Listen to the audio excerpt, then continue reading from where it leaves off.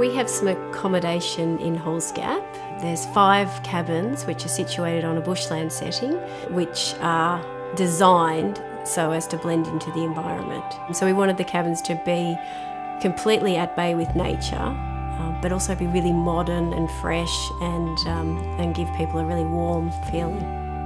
The big thing was when we actually built these cabins, we wanted to remove very little vegetation, and the downside of that is that you can have environmental factors, and I've certainly experienced those since we've been here. We'd only been open for about 12 months, and in 2006 we had the Grampians bushfires come through. We were one of the businesses that were directly affected in terms of the fire actually came through.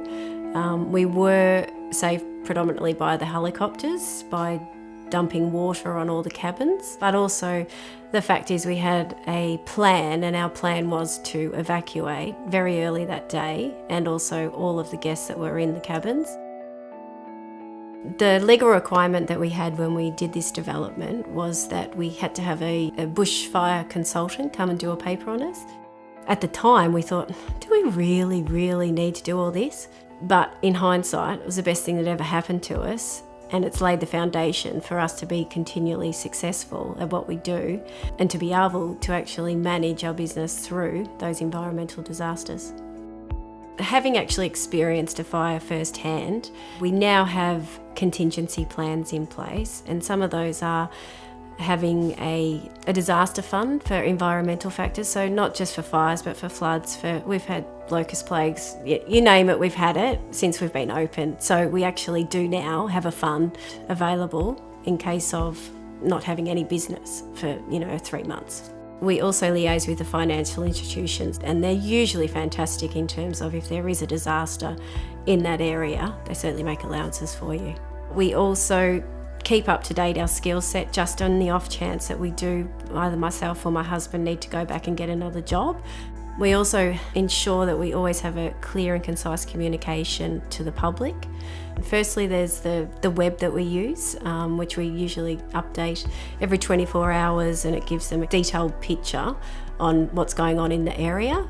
The other line of communication is face-to-face communication with the guests when they're actually here, and that's going and knocking on their door and speaking to them and just making sure that they're happy with everything and they know exactly what is going on in the area. If there is actually a fire imminent in the area, our policy is to evacuate all the guests in all the cabins immediately. If there's not a fire imminent, then we give them as much information as possible just on the weather conditions, and we update them as we're updated from the local authorities.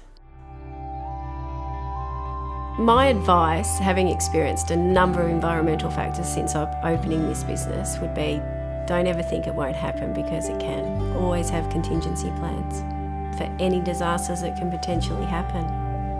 And that's why part of your business plan is all about environmental factors that you don't have any personal control over, but yet they're such a huge part of your business.